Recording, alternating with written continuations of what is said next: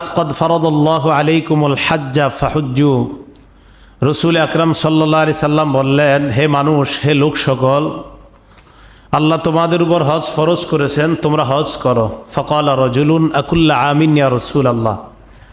এক ব্যক্তি বললেন, হে আল্লাহ রসুল সাল্লাল্লাহু আলাইহি সাল্লাম, হজ কি প্রত্যেক বছর করা লাগবে? ফাসাকাতা, রসুল আকরাম সাল্লাল্লাহু আলাইহি সাল্লাম চুপ হয়ে গেলেন।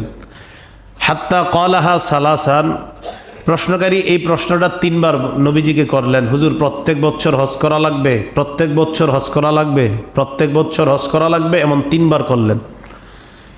রসুল আকরাম সাল্লাল্লাহু আলাইহি সাল্লাম চুপ থাকলেন। অবশেষে ফাকালা রাসূলুল্লাহ সাল্লাল্লাহু আলাইহি সাল্লাম, নবীজি অবশেষে বললেন, আল্লাহ কুলতু নাআম লা ওয়াজাবাত ওয়ালা মাসতাতাতুম, আমি যদি তোমার প্রশ্নের জবাবে হা বলে ফেলতাম, তাহলে প্রত্যেক বছর হজ